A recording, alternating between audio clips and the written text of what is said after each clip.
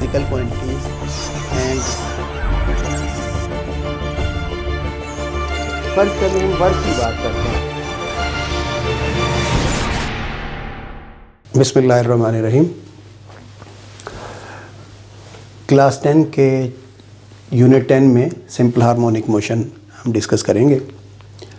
Simple harmonic motion को समझने के लिए ये छोटी छोटी सी कुछ चीज़ें हैं, कुछ टॉपिक्स हैं जिनके बारे में हमें मालूमात होनी चाहिए। जिस तरह डिस्प्लेसमेंट है, एम्पलीट्यूड है, फ्रीक्वेंसी है, टाइम पीरियड, वाइब्रेशन है, पीरियडिक मोशन है। तो जब हम डिस्प्लेसमेंट को देखते हैं, 9th में हमने पढ़ा था शॉर्टेस्ट डिस्टेंस बिटवीन 2 पॉइंट्स। यहाँ पे हम वो बात नहीं करेंगे। यहाँ पे हम लेते हैं distance of vibrating body at any time from its mean position. यानी जब भी कोई बॉडी वाइब्रेट करती है किसी जगह पे भी, जब हम उसका डिस्टेंस देख रहे होते हैं मीन पोजीशन से, वो हमारा डिस्प्लेसमेंट कहलाता है। इसका यूनिट क्योंकि लेंथ है मीटर में होता है। अभी जब हम ये टॉपिक पढ़ेंगे वहाँ पे मैं आपको डिस्प्लेसमेंट बताऊँगा, शो करूँगा कि किस जगह पे डिस्प्लेसमेंट हमारे पास है। एम्पलीट्यूड, जब कोई चीज़ वाइब्रेट करती है, मूव करती है, तो मीन पोजीशन से जो उसका मैक्सिमम डिस्टेंस होता है दैट इज़ कॉल्ड एम्पलीट्यूड। मिसाल के तौर पर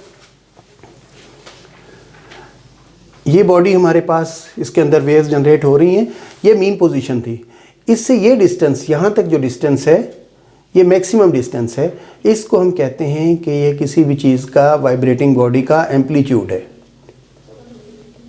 और डेफिनेटली ये भी हमारे पास लेंथ है, इसलिए हम इसको भी, इसका यूनिट भी मीटर में ही कंसीडर करते हैं। क्योंकि हम डिस्कस करेंगे वाइब्रेशंस को, मोशन को, तो फ्रीक्वेंसी का पता होना हमारे लिए ज़रूरी है। फ्रीक्वेंसी, जब भी कोई चीज़ वाइब्रेट करती है उसकी फ्रीक्वेंसी होती है। Number of vibrations or cycles completed in 1 second is called its frequency.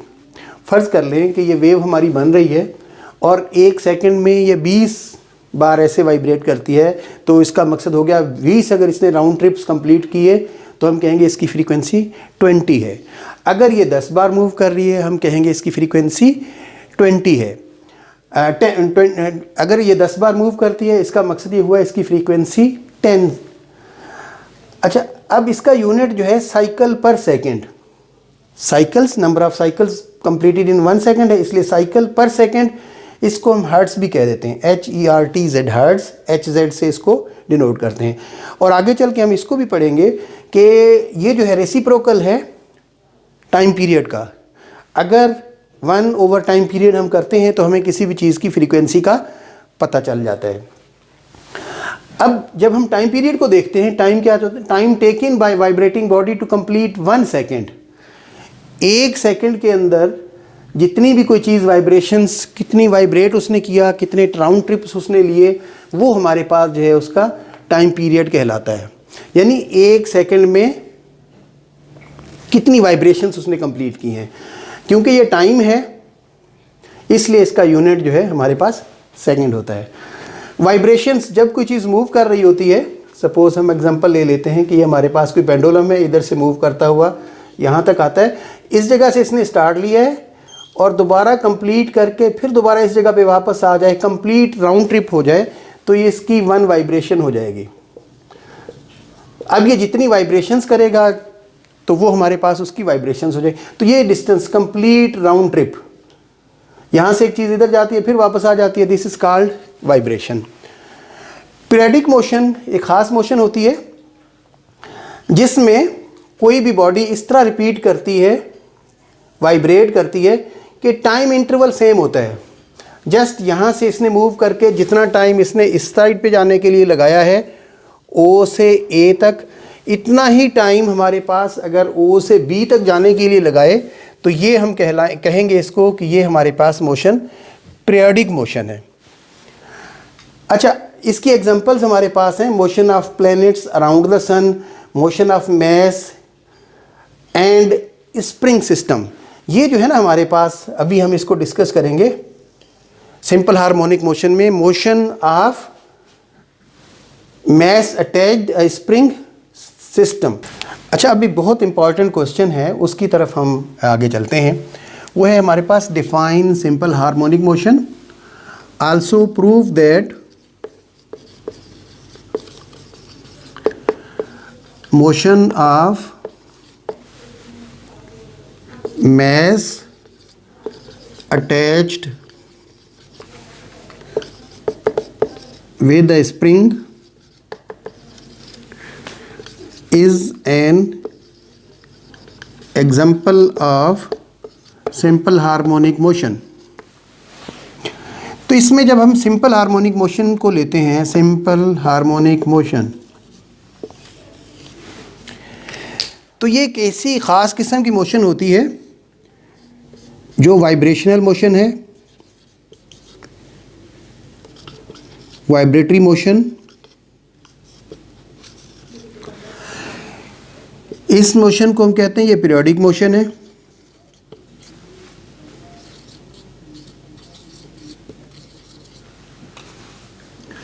और इसी मोशन की ये खासियत है कि एक्सेलरेशन जो है इसका इज directly proportional to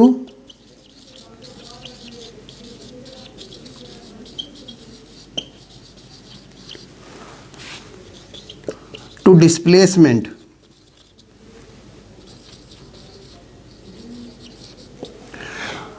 और acceleration is directed towards its mean position।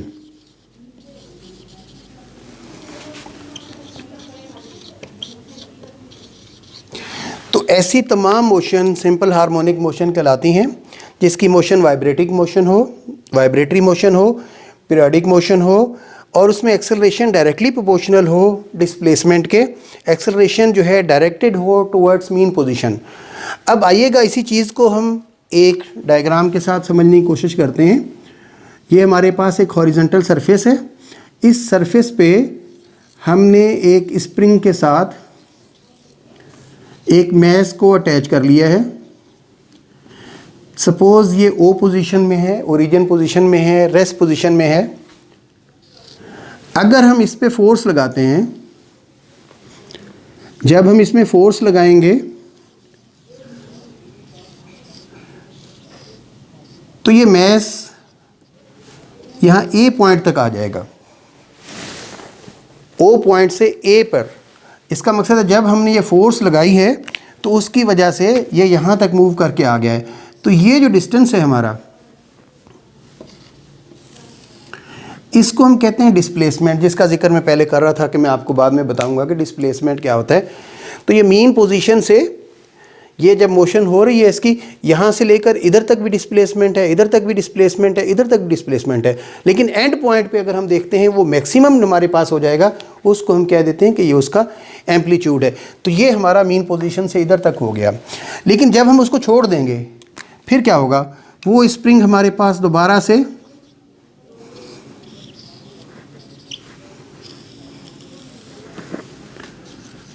Compress हो जाएगा और यहाँ तक आ जाएगा। अब आप देखिएगा ये हमारे पास मीन पोजीशन थी उसकी, उस मीन पोजीशन से इस साइड पे भी उसने डिस्टेंस कवर किया है, डिस्प्लेसमेंट कवर किया है। इसका मकसद क्या हुआ कि ओ से ए की तरफ भी ऑब्जेक्ट जाता है, फिर मूव करता हुआ बी पे भी आ रहा है, और ये देखिए जितना डिस्टेंस इधर कवर कर रहा है इतना ही डिस्टेंस इस तरफ कवर कर रहा है। अगर हम देखें इस पे, when it is at state of O or initial point, we apply some force. After applying some force, it moves up to point A. When we set it free, allow it to move, it will move from A to O. Here kinetic energy is zero. Kinetic energy is zero. Potential energy, elastic potential energy is maximum.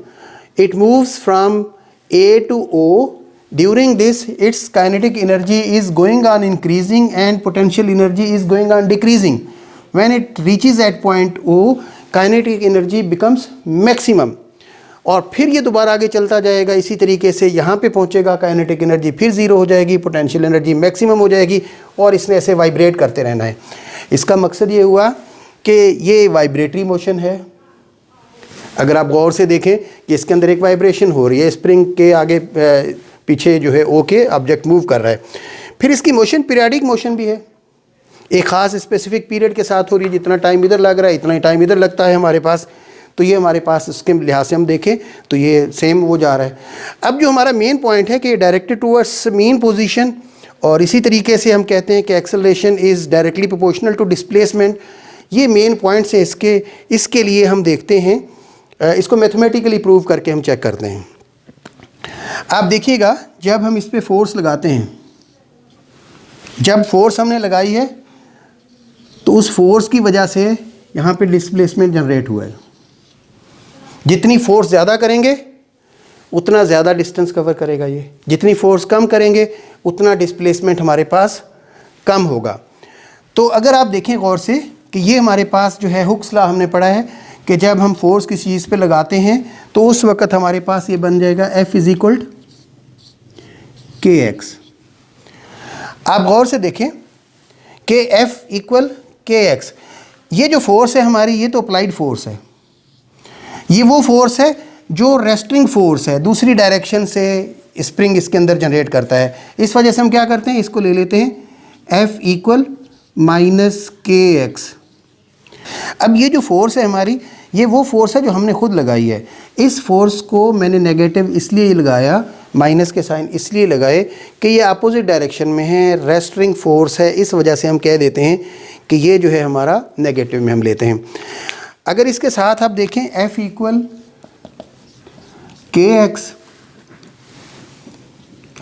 अगर हम k की value find करना चाहें तो ये हो जाएगा F/x। अगर इसका यूनिट बनाएंगे ये हो जाएगा न्यूटन पर मीटर। ये यूनिट हो गया इसका k का, न्यूटन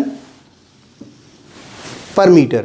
इसका मकसद ये हुआ कि जिसको हम कहते हैं कि ये स्प्रिंग कांस्टेंट है, हर मटेरियल के लिए डिफरेंट किस्म का स्प्रिंग कांस्टेंट आएगा। जब कभी भी हम फोर्स को डिस्प्लेसमेंट से डिवाइड करेंगे तो हमारे पास एक स्पेसिफिक यूनिट चीज़ आएगी जिसको हम कहते हैं ये उसका स्प्रिंग कांस्टेंट है।